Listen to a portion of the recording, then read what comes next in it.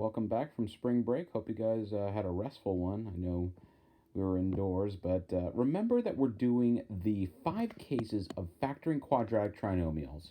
So, in particular, let's remember that if two numbers multiply to a positive and add to a positive, then that combination needs to be a positive times another positive. A positive times a positive makes a positive, and two positives added together make a positive. Okay, moving on to case number 2. If two numbers multiply to make a positive, but add together to form a negative, that combination needs to be a negative times another negative, because a negative times a negative is a positive, and two negatives added together make more negative. Okay, so now let's analyze these two cases. So if it multiplies to a negative, that combination needs to be some sort of positive negative combination. So one of each. So if it has to be one of each, the adding to a positive part, what does that tell me again? Just refresh my memory. That means that the combination needs to be a weak negative and a strong positive. And what I mean by that is if, for instance, let's say two numbers, let's just pick 5 and 3. So let's say two numbers multiply to negative 10 and add to positive 2. Well, then the combination would have to be, two numbers that multiply to negative 10 add to positive 3. That means that the combination needs to be some sort of 2 and 5, but the 2 is negative and the positive is 5, because negative 2 times positive 5 is negative 10. Negative 2 plus positive 5 is positive 3. Contrary to this one, let's say that the combination is multiplies to negative 10 and adds to negative 3. Let's just use that example really quick. So it needs to multiply to make a negative, but the combination needs to add to negative 3, let's say. So even though it's 1 and 1, let's say we do negative 2 and positive 5. Negative 2 times positive 5 is negative 10, but negative 2 plus positive 5 would be positive 3. Let's switch it around. Positive 2 and negative 5. Positive 2 and negative 5 make negative 10, but positive 2 plus negative 5 add to negative 3. So in particular, if it multiplies to a negative and adds to a negative, then that means that the positive is weaker than the stronger negative. So the key difference is to know it's one of each if it multiplies to a negative, but which factor is going to be the stronger. Okay? And finally, the last one we left off with before spring break was, well, if it's a squared minus b squared, that can factor into conjugates. So these are all the 5 cases. Multiplies to positive, adds to positive. Multiplies to positive, adds to negative. Multiplies to negative, adds to positive. Multiplies to negative, adds to negative. And finally, what happens if it's something like x squared minus 25? Okay, and if you want a more detailed description, this is called the difference of two squares. So remember we did this last time, where if we have two squares in a subtraction problem, they factor into, straighten the tie everybody, straighten the tie, they factor into conjugates. And if you want to see the formal proof, you could just take a look right here. You don't need to take notes on this if you've already taken notes on it, but this is why it works. So if you have x squared minus 36, the reason why the combination is x plus 6, x minus 6, is because the conjugates kill the middle term every single time. Okay, so let's do some examples. All right. So for instance, let's go to the factoring the difference of two squares. So for instance, x squared minus 64.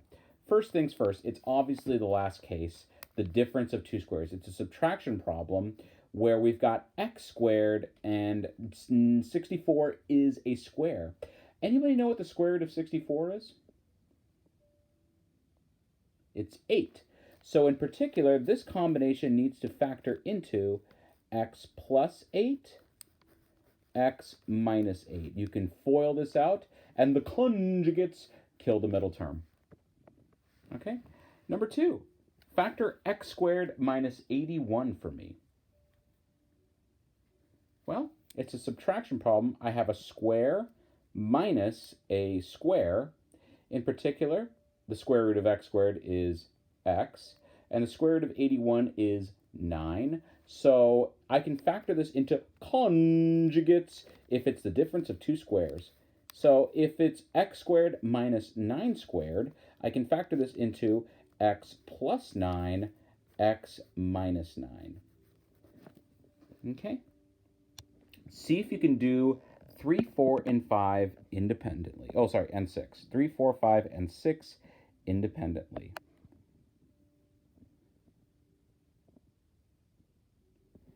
Okay, x squared minus 144. This is the difference of two squares. In particular, the square root of x squared is x, and the square root of 144 is 12.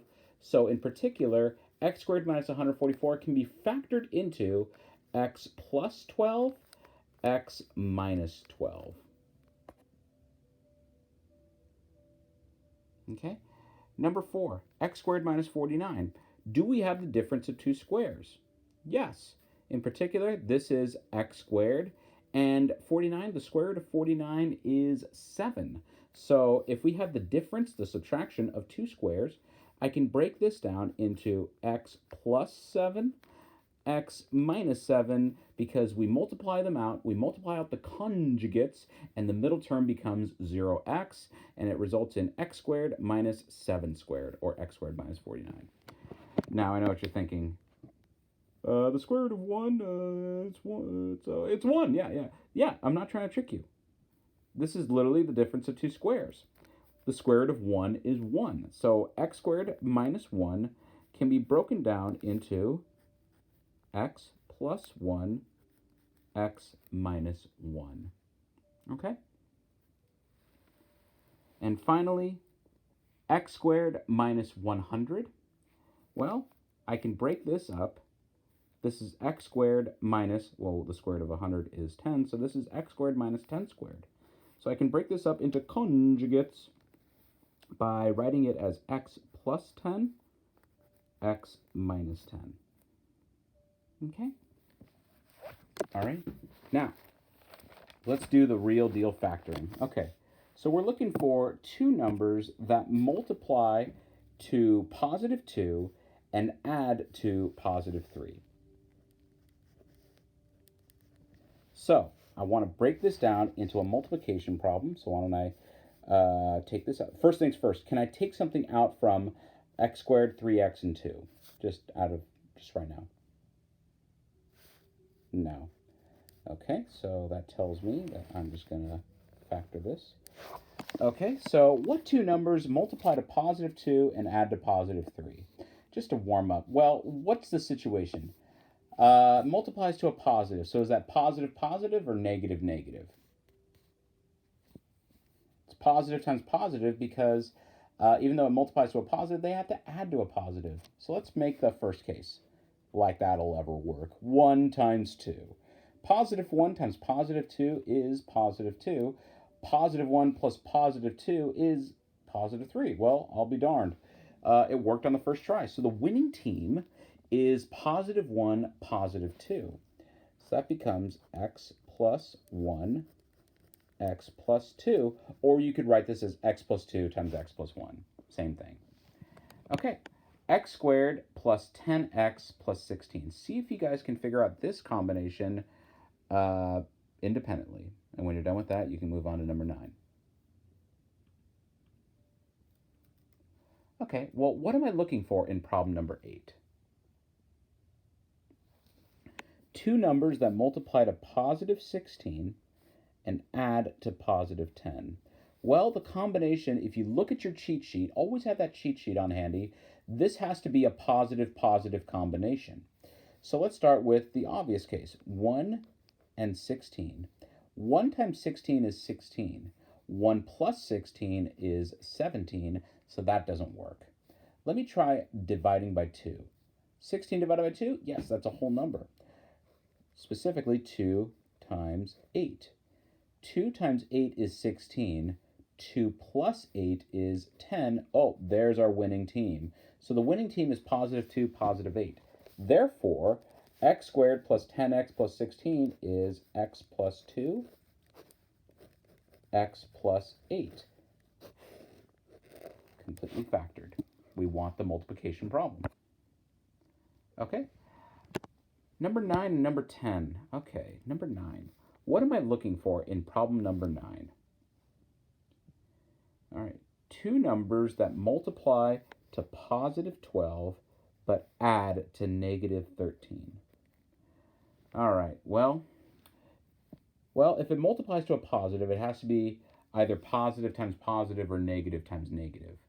Well, in this case, if it adds to a negative with this requirement of positive, positive, or negative, negative, then the combination needs to be some sort of negative, negative. So let's start with what we know. Negative 1, negative 13. Oh, sorry, negative 1, negative 1, negative 12. Negative 1 times negative 12 is positive 12, but negative 1 plus negative 12, that is negative 13. We won on the first try. So the winning combination is negative 1, negative 12. Therefore, this can be factored into x minus 1 times x minus 12. Don't forget about the parentheses. And that is how you factor it completely. Okay, so let's take a look at number 10. What am I looking for in problem number 10?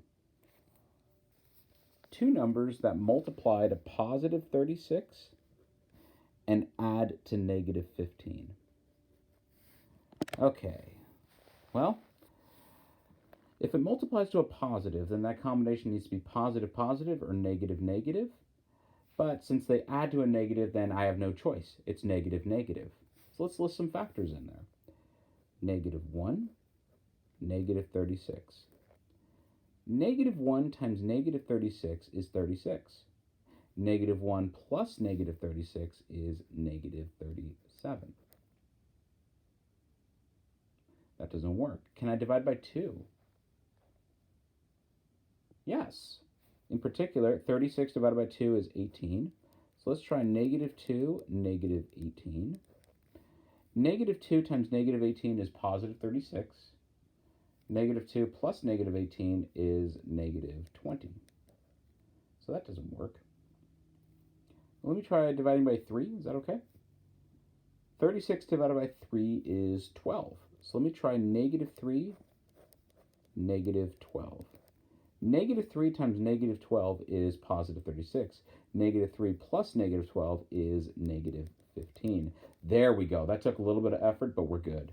These two need to multiply to 36 and add to negative 15. So the combination needs to be negative 3, negative 12. So what I'm looking for is literally x minus 3, x minus 12. I want that factored form. I want that multiplication problem. Okay, number 11. This one's a little bit tricky, but I think we're going to be okay. What am I looking for in my table for problem number 11? Right, two numbers that multiply to negative 40, but add to positive 6. So why don't I make that table? Two numbers that multiply to negative 40, add to positive 6. So I'd like to cover up the right column and analyze the situation. If it multiplies to negative 40, well, that means that one of them has to be positive, one of them has to be negative. Okay, so one positive, one negative. What does the adding to positive 6 tell me about the two numbers? The positive needs to be stronger than the negative. So if I list the factors, the bigger number will be the positive. Okay, so let's make some low negatives and big positives. Negative 1, positive 40. Negative 1 times 40 is negative 40. Negative 1 plus 40 is positive 39. That didn't work. Can I divide by 2? Yeah. Why don't we do negative 2 times 20? 40 divided by negative 2 is positive 20. Negative 40 divided by negative 2 is positive 20. So that's negative 2 times 20 is negative 40, but negative 2 plus 20 is 18. Okay. Can I divide by 3? 40 divided by 3.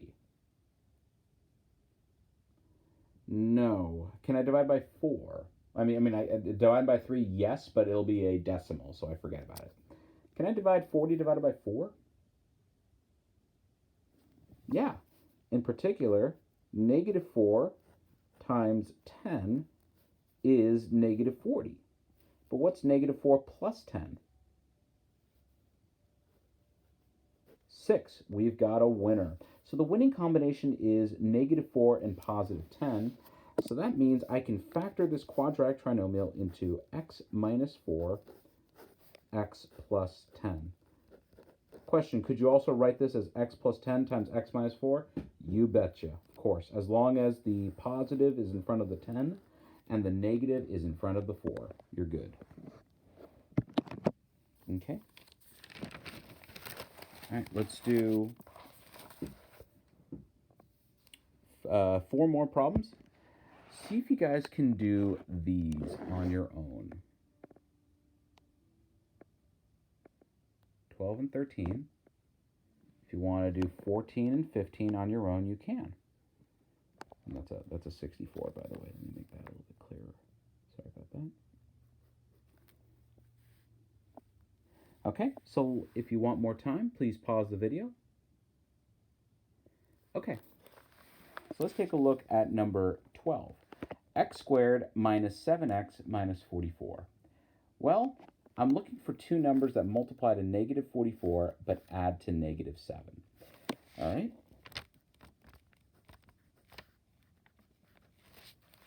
So let's analyze the situation. If it multiplies to negative 44, that means that it has to be one positive, one negative. However, what does add to negative 7 tell me about that positive-negative combination?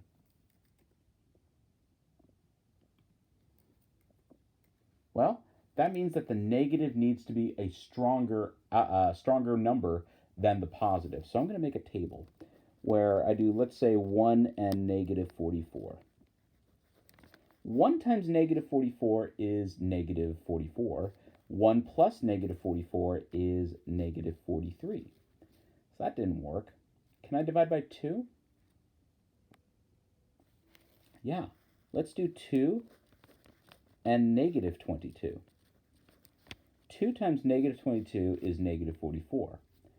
2 plus negative 22 is negative 20. Well, that didn't work. Can I divide by 3? No, 44 divided by 3 is a decimal, so we forget about it. Can I divide 44 divided by 4? Yes, in particular, 4 times negative 11 is negative 44. 4 times negative 11 is negative 44. 4 plus negative 11 is negative 7. We've got a winner. So the winning combination is positive 4, negative 11. X plus 4, x minus 11. So these two factor out, and we win. Okay. Moving on to number 13. Two numbers that multiply to negative 75 add to positive 10. Well, what does that tell me about this combination? Well, it has to be a positive times a negative. So some sort of one of each combination. But that adding to positive 10 tells me in that positive-negative combination that the positive number needs to be stronger than the negative. So let's make a table with weak negatives and strong positives. So negative 1 and positive 75. Negative 1 times 75 is negative 75. Negative 1 plus 75 is 74. Not even close. Let's try divided by 2. 75 divided by 2? Well, 75 is an odd number, so it's going to be a decimal. 75 divided by 2 doesn't work. As a whole number, that is. Can I divide 75 by 3? Yeah, using our knowledge that 3/4 makes 75 cents, I'm going to use negative 3 and positive 25. Negative 3 times 25 is negative 75, but negative 3 plus 25 is 22. Not what I wanted, but we're getting closer and closer to 10 as we go from the wider digits to the closer digits. Can I divide 75 divided by 4? No. Can I do 75 divided by 5? Yes. In particular, let's try negative 5 and positive 15. Negative 5 times positive 15 is negative 75. Oh, sorry about that. Negative 5 plus negative 5 plus 15 is positive 10. So we finally have a winner. So the winning combination is negative 5, positive 15. Therefore, this factors into x minus 5, x plus 15, and don't forget about the parentheses.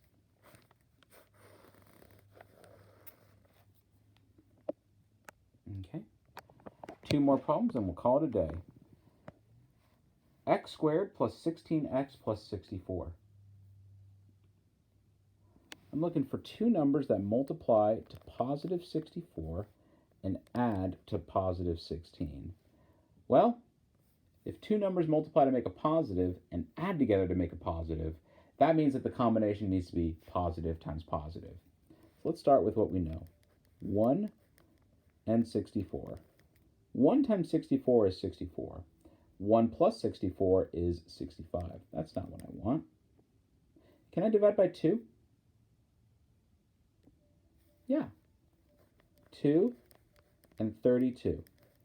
2 times 32 is 64. 2 plus 32 is 34. Not what I wanted, but I'm getting closer and closer to 16. Can I do 64 divided by 3?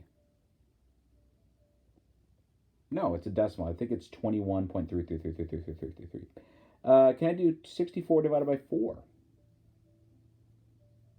Yes. In fact, I get 4 times 16 because 64 divided by 4 is 16. 4 times 16 is 64. 4 plus 16 is 20. So that's not what I want. Okay? 64 divided by 5 is a decimal. 64 divided by 6 is a decimal. 64 divided by 7 is a decimal. But 64 divided by 8,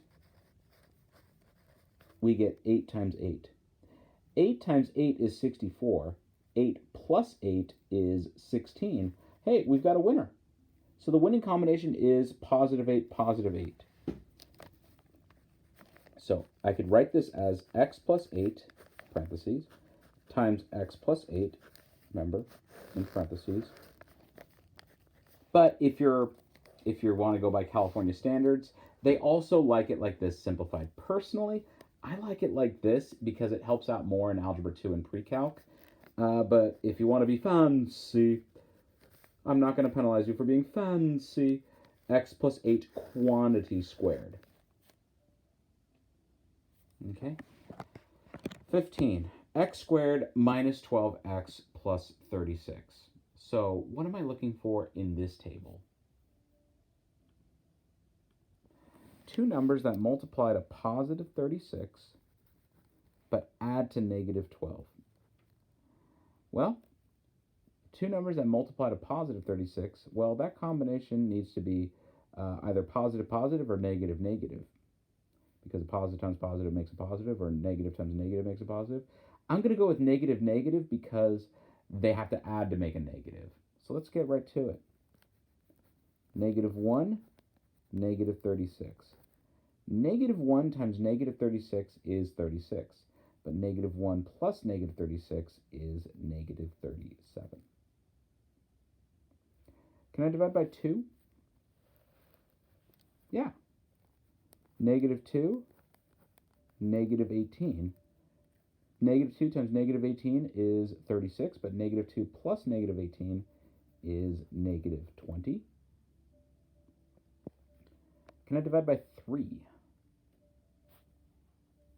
Yes, in particular, I get negative 3 times negative 12. Negative 3 times negative 12 is 36, but negative 3 plus negative 12 is negative 15. Can I divide by 4? Yeah. I get negative 4 times negative 9. Negative 4 times negative 9 is 36. Negative 4 plus negative 9 is negative 13. Let's see now. Can I divide by 5? 36 divided by 5 is a decimal. Can I divide by 6? Yeah, in particular, negative 6 times negative 6. Negative 6 times negative 6 is positive 36. Negative 6 plus negative 6 is negative 12. Hey, we got a winner. So the winning combination is x minus 6, x minus 6. And I'm totally okay with this format. So you got x minus 6, x minus 6. But the other way, the California way, the fancy way, you can write this as, well, since it's the same thing twice, it's x minus 6 quantity squared. All right, hope this was a great warm-up day for you guys. Hope things get better. See you guys in the next video.